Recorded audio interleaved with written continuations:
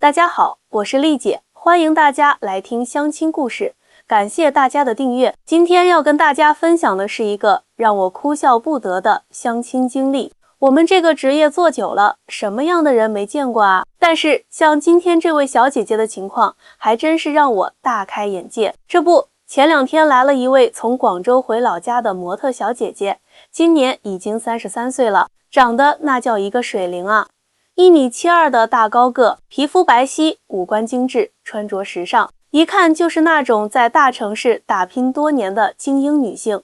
但是，哎呀妈呀，这位小姐姐一开口，我就知道这个单子不好接。她一进门就说：“丽姐，我这次可是抱着很大期望来的哦。我在广州工作10多年了，之前交往过的男朋友不是企业老总，就是富二代。现在年纪也不小了，家里一直催我找个靠谱的，你可要给我介绍好一点的。”我听完心里就咯噔一下，这种情况我太熟悉了，典型的大城市综合征，就是在大城市待久了，眼光标准都被拔高了。我赶紧问他，那你对另一半具体有什么要求呢？他掰着手指头开始数，第一，身高必须要1.8米以上，我可不能穿高跟鞋都比对方高。第二，年龄不能超过35岁，最好是30到33岁之间。第三，房车必须都有，而且房子最好是市区的大平层。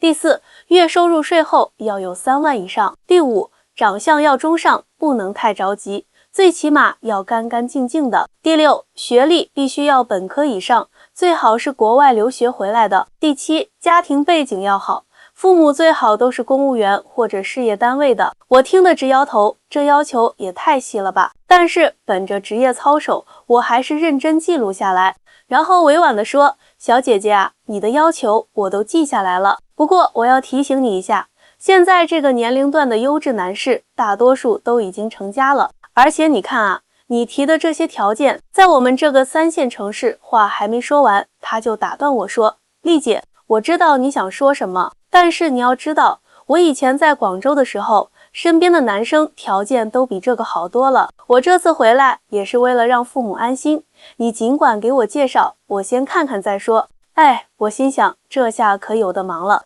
别看我们这儿是小城市，但是适龄优质青年也不是没有，就是不知道能不能配得上这位小姐姐的择偶标准。于是我立马打开了手机里的客户资料，开始帮她物色合适的对象。这一天啊，我愣是给她安排了5场相亲，每一个都是我觉得非常不错的男士。接下来我就给大家说说这5场相亲都是怎么回事儿。等着啊，这第1场相亲的故事绝对让你们大开眼界。那天早上8点，我就约了第1位男士。第1位男士是本地一家科技公司的技术总监，今年34岁，身高1.78米，名校研究生毕业，家里条件不错，市区有一套120平的房子，年收入也将近40万。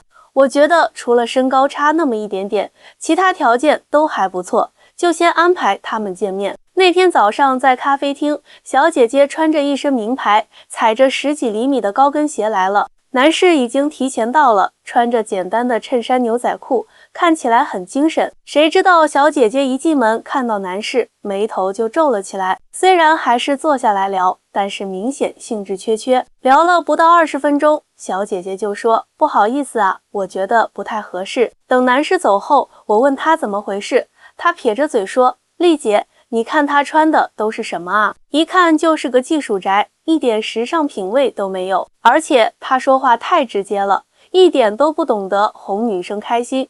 最重要的是，他居然开的是国产车。我以前交往的男朋友都是开保时捷、宝马的。我听完差点没晕过去，这要求也太苛刻了吧。但是职业操守在身，我还是马上安排了第2场。第2位男士是本地一家外企的销售总监，33岁，身高1.82米，长得帅气，有车有房，年收入50万左右。我觉得这位应该能入小姐姐的法眼。见面的时候，这位男士表现得很绅士，谈吐也很不错。可是聊着聊着，小姐姐又开始挑刺了。你平时都不健身的吗？看起来有点小肚子呢。而且你的手表是什么牌子的？才1万多。我前男友都是戴百达翡丽的男士，听到这话立马变了脸色。小姐，我觉得你的择偶观有问题。你以前交往的都是什么人，我不关心。但是你现在33岁了，还这么看重物质条件，是不是太功利了？这一下可好，两个人直接吵起来了。男士气呼呼地走了，临走前还对我说：“丽姐，以后别再介绍这种物质女给我了。”我头都大了，赶紧安抚小姐姐的情绪。谁知道她一点都不生气，反而说这种直男癌最讨厌了，一说她2句就急眼。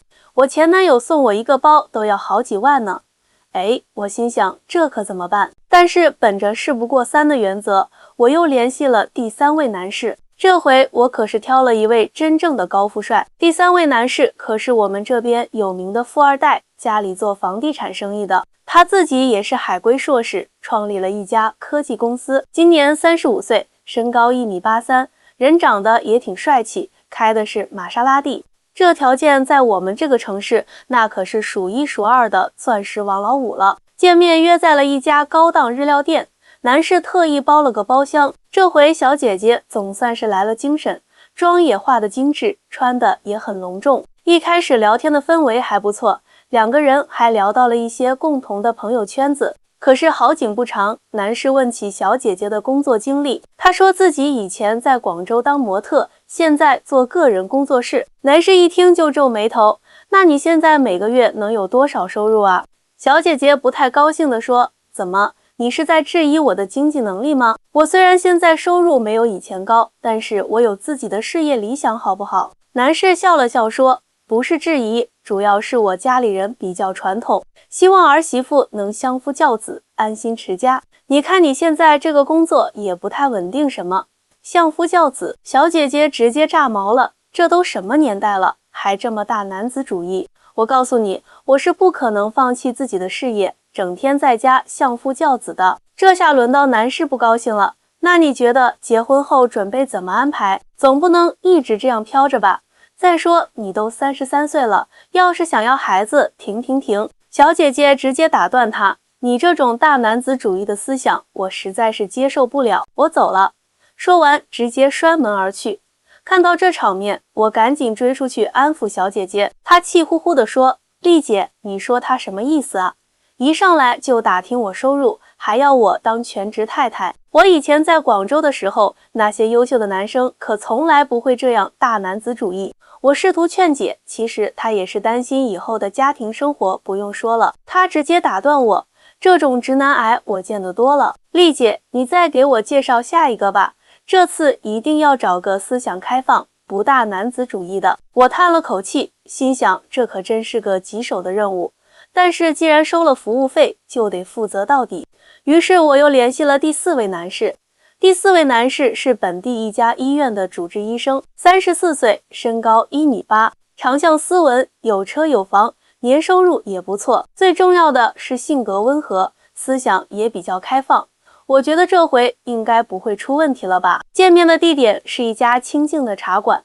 男士很有教养，看到小姐姐就站起来微笑示意。两个人聊得还挺投机，从工作聊到生活，从兴趣爱好聊到人生理想。我在一旁听着，心想这次总算有戏了。可是好死不死，男士说起自己平时很忙，经常要值夜班。小姐姐一听就不乐意了啊，那以后结婚了怎么办？我可是需要人陪的。而且我以前交往的男朋友都是时间很自由的。医生很认真地解释，这是我们这行的特点，救死扶伤嘛，总不能说不值班就不值班。不过我平时休息日都会空出来，那万一我生病了，你还要去医院值班，这怎么行？小姐姐越说越激动。再说，你看你现在工资也就10几万，在医院里干到退休也就这样了。我以前在广州的时候，认识的人随便做个项目都几百万上下。医生听到这话，脸色变得很难看。看来你是觉得我这个职业不够高大上啊。我觉得一个人的价值不能只用钱来衡量。哎呀，你别误会。小姐姐赶紧解释，我就是觉得你工作太辛苦了，收入又不是特别理想。这话说的，我在一旁都替她着急。果然，医生礼貌地说了声打扰了，就走了。等人走后，小姐姐还在那儿抱怨，丽姐，我说错什么了吗？我又不是嫌弃她，就是实话实说嘛。